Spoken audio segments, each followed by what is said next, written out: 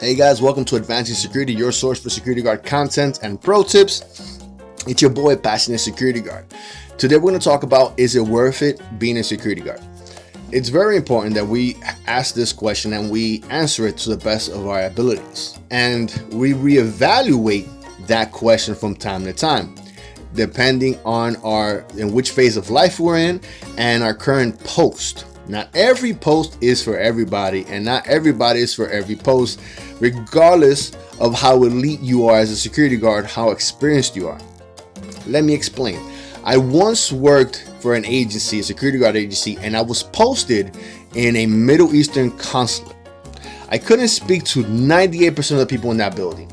Who was I protecting? What was I doing there? It made no sense. I didn't understand the culture of that particular country and those people. I was the wrong guy for the job, and after 8 hours I was like, yeah, this spot's not for me.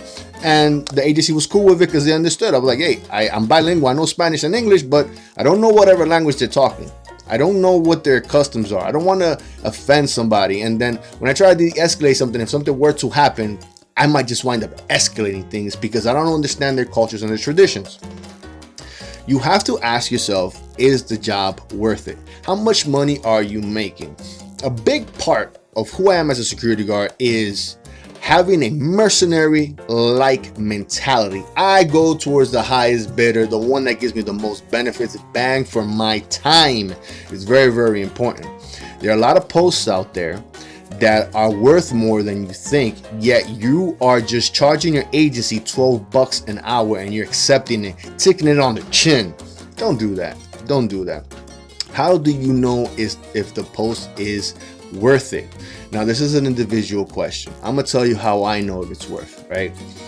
Let's talk about my current experience right now. I am not employed as a security guard right now because I have a good job working at a warehouse, making some good money, right?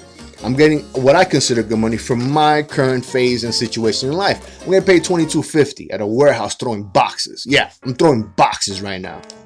However, I go in there at 6 and I leave around 2:30. I get home at 3.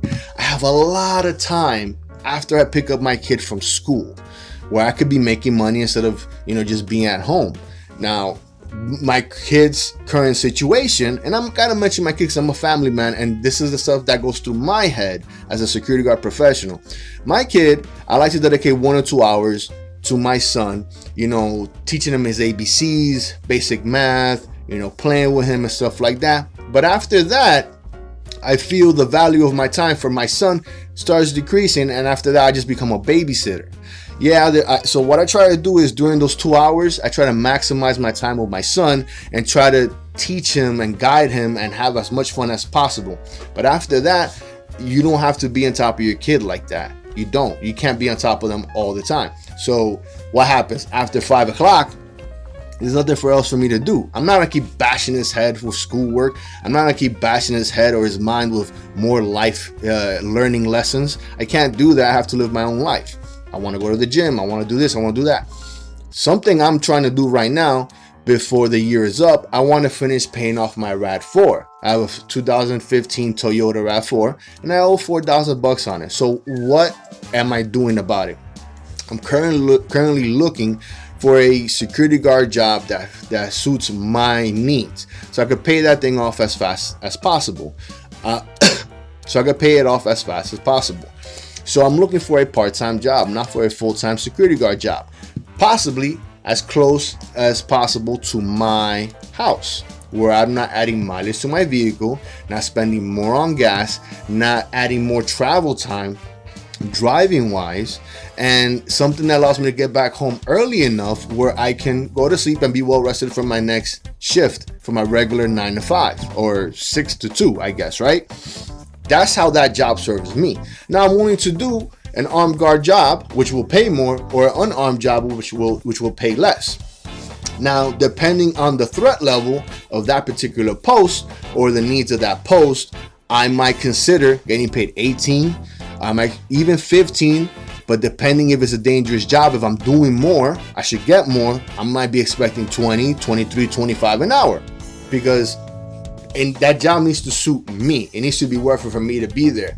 It's not, how do I say, It's not a privilege for me, somebody at my skill set, to be at that job.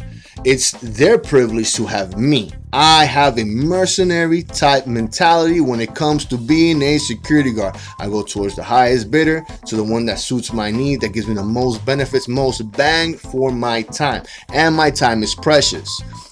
The most valuable currency you have after you understand what currency is, it's time. It's time. I think about, before I make a purchase, how long will it take me to fully pay off this item that I want or need.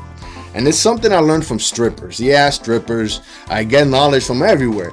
There's strippers out there that want to buy themselves a Louis Vuitton bag, and they ask themselves, okay, how many lap dances do I have to give, before I can pay for this and go buy it tomorrow?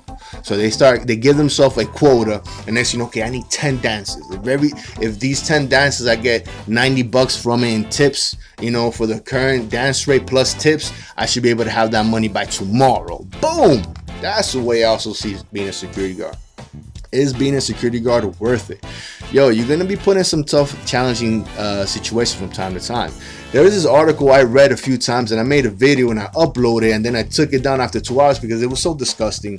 There was this lady, this female security guard that works a cruise line. This happened, I think, in 2014, but the article came out recently in April because of all the stuff that's going on with me in Florida. She saw an employee touch, to keep this PG-13, a child, a young girl in the elevator. She saw the footage and she was disturbed by it, right? When she contacted her commanding officer and asked them, yo, do you want me to contact my FBI contacts? They told her, do nothing, say nothing. Straight up. Are you the kind of person that's willing to, put your paycheck before what's right and correct? Are you putting your morals? Like, there's just so much stuff that happens in security that you have to ask yourself, is it worth it? Is this job worth it? Mind you, this lady has 17 years of law enforcement, and I'm sure she couldn't say anything because of NDAs, which are non-disclosure agreements, which hides the real violence levels that security guards see day to day. I have something called Security Guard News that I, from time to time, I think once a week or once every other week, I post a security guard death. I try to analyze it as best as I can and try to get some valuable knowledge. But the truth is just to highlight the dangers of the job, because it's super hard to try to, have like insightful commentary when you're talking about somebody's death. There's security guards in danger all the time, and they don't want you to know about this, because if you do, you're going to start quantifying the level of you're going to start quantifying how much you should be getting paid, because the threat, the risk must meet the reward. And a lot of you guys out there, it's not happening for you guys, and it's because they don't want you to know the truth about being a security guard. There's a lot of different security guard jobs out there, and if you're not willing to do a proper threat assessment, if you're not willing to do some training, and when I mean training, I just don't mean the physical part, learning hand to hand, learning how to shoot. I mean learning fire safety, AED, CPR, learning about EpiPens, like if you work in a school, like learning about asthma, learning some basic psychology, because you're going to come across with people that you cannot de-escalate because they're off their meds and they think you're a freaking zombie. Bro, there's so much stuff that happens with security to the point you're like, yo, am I a social worker? What's going on here? But that's just one of the many elements you need to master as a security guard. The basic stuff. You need to know basic of fire safety, basics of first aid, basic of policing, basics of freaking social work, psychology, basic of a whole bunch of things. Is the job worth it for you? How much money are you willing to earn for the risks you're taking? Are you being supported by your company and the client? That's it, and that's that, guys. I hope you found some valuable knowledge in my vlog today, or my talk. Take care of yourself, love yourself, get some training. Definitely buy yourself a vest if you haven't yet. People are getting shot. Again, security guards are getting shot. Within the past week, 3 security guards were shot. 2 of them they're no longer with us. Actually, 3 of them. One of them, oh my God, guys. Oh my God. The stuff that's happening in security that I get on my feeds right now from Google, it is crazy. Let me tell you something. Let's make this a little bit longer. let's make this a little bit longer because I think there's value behind this to understand how much you should be getting paid. There was one security guard that I posted up in the video. He did not enter to an individual to a shelter, right? The guy wound up coming back and shooting him up. He denied entry, and he came back and shot him up. There was another security guard who got out of his vehicle, and he got shot in the head.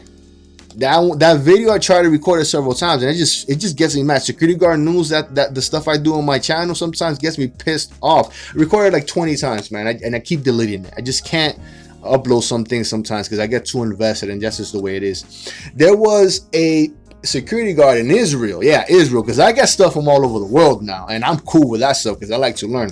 I'm a security guard nerd. He was working at a bank in the guard booth, and a vehicle just came up and shot the guard booth. Guys, this is the job. This is the job. If you don't think a vest is valuable, you're really underestimating the purpose of your job. You're really underestimating the dangers of the job, and it's not 100% your fault. Now, it is up to us as a community to speak through social media, speak with our teammates, to speak with our clients and our companies, and be realistic. If your company doesn't allow you to have a vest on, put it under your shirt. If they say anything about it, tell them, hey, I'm wearing my uniform, and document that stuff. Document it. And then let them know, hey man, just so you know, I wrote down what you said, just for my personal records, just so you know I know what you said. And that's it. I'm not gonna take off my vest. Anything that happens after that, you know, it's completely on the company. Like, you find your way of saying things where it doesn't sound like you're gonna take legal actions. You know your posts, you know your managers and stuff like that, because it's insane. You're not safe. You're never safe as a security guard. You make other people safe. Remember that. You have no backup most of the time. You have no training most of the time. You have no support most of the time. So you have to support yourself, and you have to join the network of security guards in YouTube, in Reddit, in social media, so that we can make enough noise and share best practices. Make enough noise so that the industry can change. Yo, we need the same level of protections as law enforcement. And every other security guard that says that's not true, they don't know the job. They don't know the job, man. There's this guy called Defcon 3 on YouTube. He has like 3,000 subs. He does like these vlogs and stuff. He's spoken about these things, about fights he's had as security guards. He speaks about shady things, about different posts he has where he was offered unmarked ARs protecting a cannabis farm. Like, there's a lot of stuff that we see that we can't talk about also, and we have to be mad cryptic about it because of NDNAs. And that's why it's stopping a lot of security guard things from changing, because we have to be secretive. It's insane. I think certain things shouldn't be secret. I think certain things, you know, should just be done, and that's it. Should be said out loud. There's last year, for 2021, I was able to find 42 security guard deaths. Meanwhile, there was about 72 or 70 law enforcement deaths around the country, United States of America. Why is that? Why is it that we don't know about this when we're getting trained, our annual, recertification and stuff like that? It's because they don't want you to know. They don't want you to know your worth. They don't want you to know the level of threats you may be possibly facing. Like, yo, guys, get yourself a vest, man. You don't know what type of situation is happening in that warehouse, in that factory, in that company. You know, once the employee leaves your access point, he might fight with, there might be a heated argument between management and that one employee where they say, I'm gonna come back to this place and I'm gonna tear it up. And who's the first person they're gonna see? Is it you? It's you. You're doing access control. And a lot of security guards don't understand that they are the first ones shot up. A couple of months ago, there was this ex-Marine. There was this guy who was doing access control. He got shot up in the office building. He got shot up. You know, you gotta wear a vest just so that at least 1/4 of your body's protected. Now most people can shoot. Now most people can't even shoot under duress or stress. They lose gross motor skills is a real thing. And a lot of the people that tend to do violent things, they don't know what they're doing. They don't know what they're doing. So you need to be able to address those type of possible scenarios or situations. That's it. That's that, guys. Take care. So love yourself. I spoke a lot already. It was a lot. Enjoy your weekend. Get some training, wear some PPE, get your goddamn vest. There's payment plans out there. Just buy one through Safe Life. Once I get my vest from Safe Life, I'm gonna rock it and show it to you guys and talk about why I got it. That's it. That's that. Press like, subscribe, comment. We're like one sub away from 100. I'm very excited about that. Take care. So love yourself. Lo quiero mucho. Ciao.